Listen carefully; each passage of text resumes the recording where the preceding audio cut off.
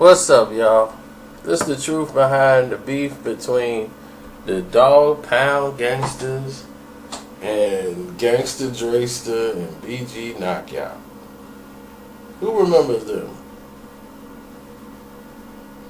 Now, they were recruited in for the beef that Eazy-E and Dr.Dre in that situation. So they were 100 full speed ahead when the whole song started coming out, and they had DPG Killer, because like I told you, it created a problem with the Crips that was from Long Beach and the Crips that was with Compton. Like, we back here, like I said, in Chicago, and we think Crips is Crips. They just all gonna get along. It just don't work like this. Just like up here, some disciples don't get along with other type of disciples. It's just the way it is. So you got vice lords that don't all get along. You got traveler vice lords that don't get along with conservative vice lords. It's just the way it is. So anyway, this battle was used as a marketing tool for BG Knockout and Gangsta Dresta, because they was doing the song before Eazy-E was supposed to be on that record, and he passed away before that actually happened.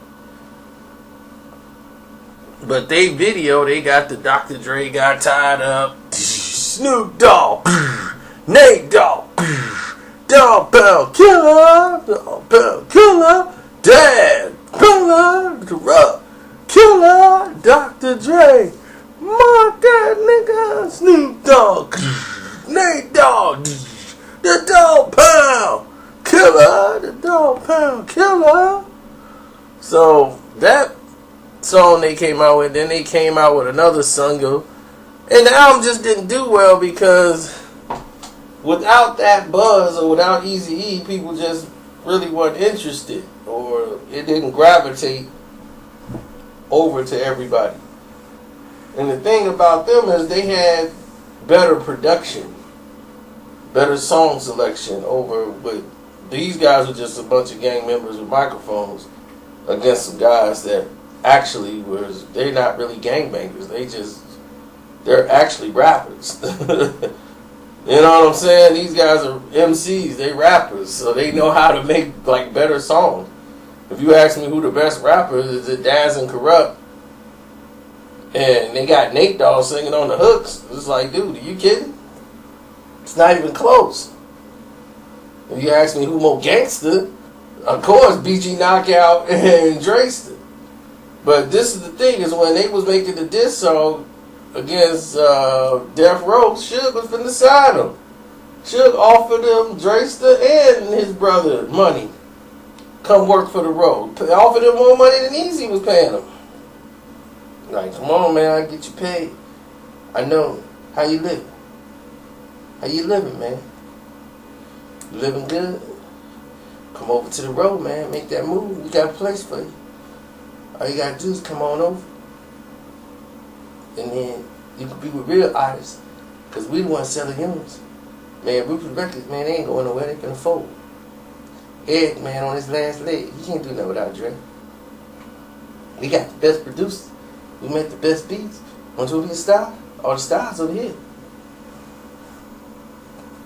So he wasn't finna turn that down. But his pride said, you know what? I'm loyal to E. E gave me my shot, so I'm gonna stick with Eazy. So Suge Knight loved that Stokey. He was like, alright, little nigga. See how that play out. But you come on over to the road. You want to remain star. So basically, that was that. And when they got to the situation where Montel Jordan was having a video shoot for something about the Honeys back in '95, you know, they thought this thing was over with. Well, basically it was. But since they had their record out, It wasn't over with. But actually, this situation got escalated by the dog pound because they didn't like the fact that they were even there. Somehow, I don't even know how somebody messed this up, but you know, Montel Jordan, being from Compton, invited Compton people on the set. Redman and Method Man is there with Russell Simmons. Russell Simmons is out there too, and I gonna be out here long. I'm gonna do my one-day shoot, and I'm gonna be out here. Then I gotta leave because I got a plane to catch. I can't be out here with all these hoodlums. Man, there's too many hoodlums out here, man. You know, I want Warren G in the video. I want Death Row all to be represented.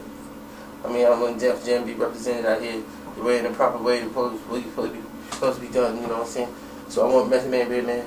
You know, these guys are the stars. I want them to be like focused behind you all the time. And so the video had to change because all of a sudden, there's two sides of the story. You got Nate Dogg saying they came up like dog pound killer and then tried to hit him and snuff him, and then he had to go into fight mode. Where you got what's his name, BG Knockout, saying that he was in the golf cart and ran over his foot, and then he came and talked to him about it, and he got in his face, so then he punched him in the face. So, which version you gonna go with? Now, one thing we know for sure, Nate Dogg got stuck in the face, and that's what kicked it all off.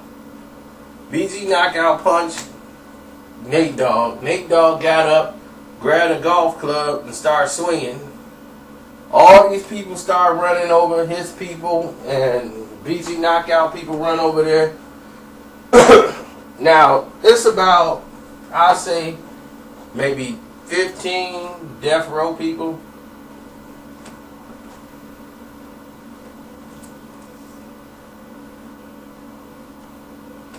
Compared to just a few people that's from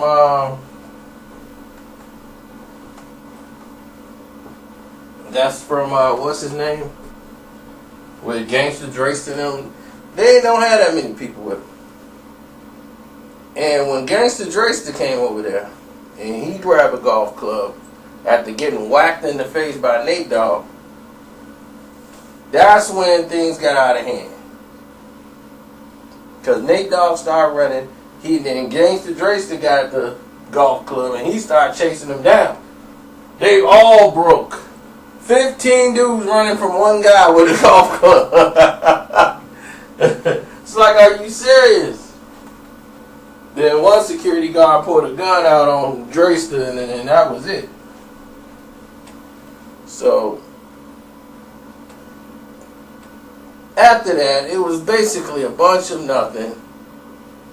But it was clear that they were trying to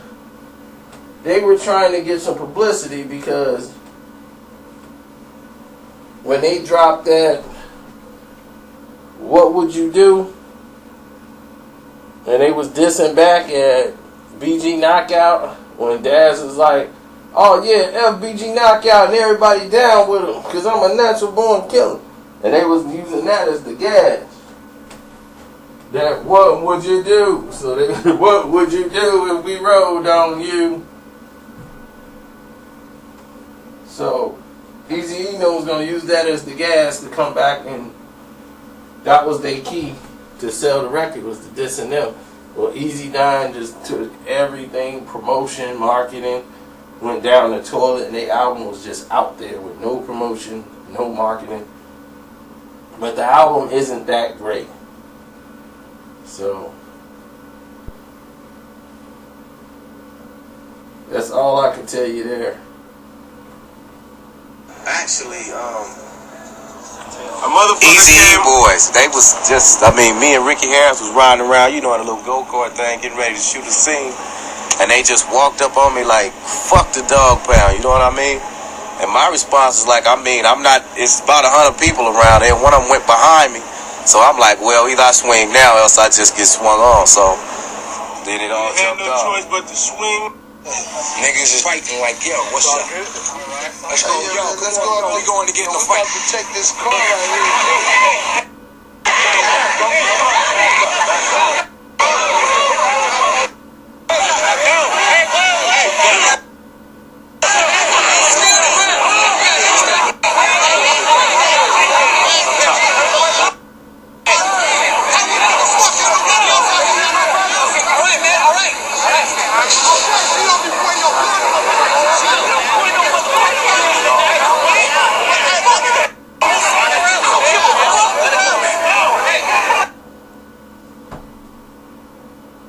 Well, there you have it. So, I mean, what more do you even want to say? You know, it was basically over from that point on. It played out 20 hours ago. It played out quick. The people earlier before about coming out talking about us and doing this and trying to do that so they can bring their name up. I don't know how much Easy E, rest in peace, I don't know how much he had to do with influencing them to talk about us. But they was down with him and we was down with Dre, so they was trying to do their diss thing. But it played out 20 hours ago. That shit played out quick. They come out talk. The only single that anybody even know anything about them, which when they had us in the video tied all up. That's all we heard from them. We heard about their album. I think they sold 8 copies. 4. They bought 2 of them. And I mean, hey, I ain't mad at them, but I mean, it's gonna be the same thing. And I mean, and we not trying to be no hoodlums. We out here trying to make money, because I know that day I felt real bad about it. It looked real silly. I was scared somebody got it on tape. Man, y'all told me y'all got it on tape. Oh, we got your back. But I mean, I was like, man, that's some real unnecessary shit for us to be out here doing this and we supposed to be making money.